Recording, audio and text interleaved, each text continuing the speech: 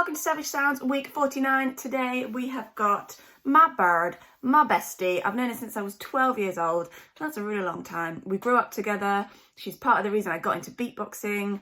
We have a beatbox duo together called Bird. You can follow us at Bird Beatbox. We're like 5 subscribers away from our first 1k on Instagram, so that'd be sick if you could follow us. She's the queen of the K snare. She's known for her delicious inward K snare, so we're going to be hearing a little bit more about how to do the K snare and how to do some lovely variations of that. She's also probably one of the most articulate beatboxing teachers out there. Incredible articulation from Bellatrix. Here she is.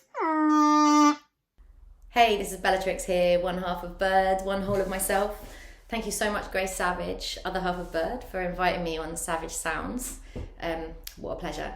So I'm going to delve a little deeper into the inward K sound. Alright, so what I really want to show you is a few ways that you can basically manipulate this sound for some tasty effects. So, effect number 1, you can elongate the tail of this sound to imitate reverb. So you're going from to basically by keeping your mouth in exactly the same position and drawing in a deep breath that continues from the original sound breath. I'll encourage you to use diaphragmatic breathing. So when you draw in breath, you want to kind of draw it down into your tummy rather than drawing it up into your shoulders. So when you're taking this breath in, you'll feel your middle expanding as opposed to going.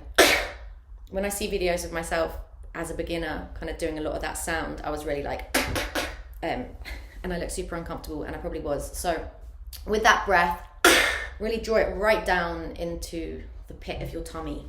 An example of some reverb in action would be,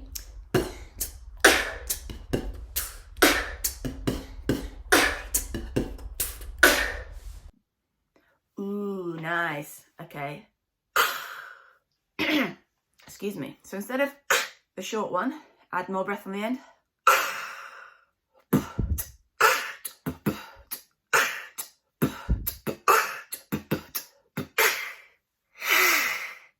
Like it?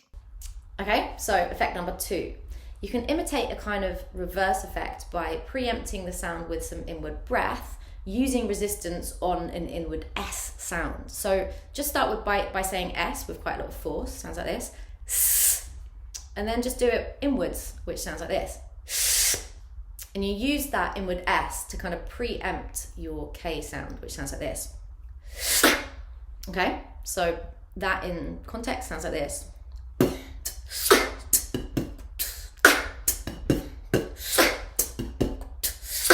All right? Oh, cheeky.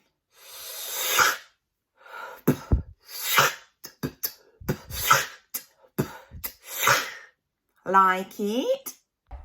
So, effect number 3, we're going to have some delay. And for this one, we're basically going to be doing the sound twice in a row. And the second time, it's just a bit softer. But we're using the same inward breath for both sounds. So rather than it sounding like this, we're kind of knitting them together by using the reverb technique, and just kind of creating another contact point during that sound. So it sounds like this. Okay, so in context it would be.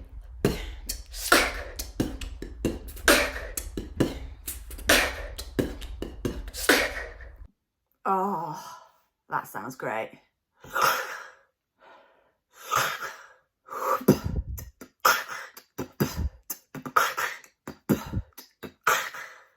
Oh, these are lovely, these are lovely. So we've got to the final one. And yeah, we're going to be basically doing a version of this sound that doesn't use a breath in. So instead of using the kind of vacuum that you create to stop the breath coming in, which ultimately creates the sound, so this, where you're using your inward breath, your kind of lungs, to draw the air in, you're going to be using just the pressure from inside your mouth. Sounds like that. It's a really nice kind of wooden sound. I really like it. You can also mess around with the shape of your mouth. So, and obviously it changes the frequencies and the pitch of the sound. So this one's really nice to kind of put in do like.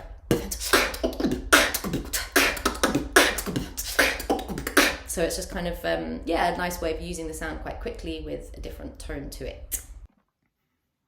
Now I'm confused because I do that sound outward. I'm very much pushing the breath out. And when I try and do it inwards,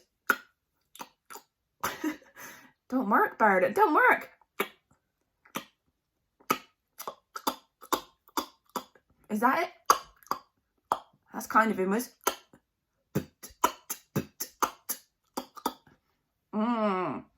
Interesting. So when I do that one outwards, which kind of has a similar texture, but I think we're using different techniques, I just make the fat bit of my tongue at the back really spread out against the roof of my mouth at the back. See how fat the back is? God, that's gross. And I'm just pushing the back of my tongue up and out. And then changing the shape of my mouth. I think it's creating the same sound. When I try and do it inwards, it just becomes really weak. What do you guys think? So these are my variations on the inward K sound. I hope you enjoy playing with that. They're all super useful for being able to kind of do grooves constantly without having to actually kind of stop and take a breath because the sound is inward. Just a kind of little demo of them all kind of chucked in. I'm also going to point in the direction that the sound is going. So if I'm doing an outward sound like a or a t, I'll be pointing out. And when I'm doing an inward sound, I'll point in. And that way you can kind of see where I'm getting my air in and where I'm expelling air. So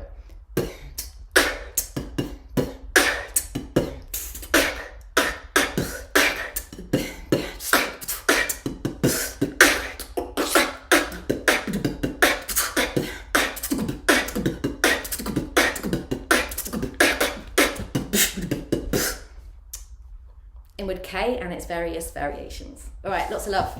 Bye. How's that for multitasking, eh? Yes, Bellatrix, thank you very much. I'll see you soon, my darling, in real life. And please go follow our beatbox duo, Bird Beatbox. Follow Bellatrix, she's an incredible musician, singer, songwriter, double bass player, teacher, everything. Wonderful human being. So she's got new music coming out soon. Do go and follow her on all the socials. Big up and see you next week for Savage Sounds week 50. There's only 3 weeks left.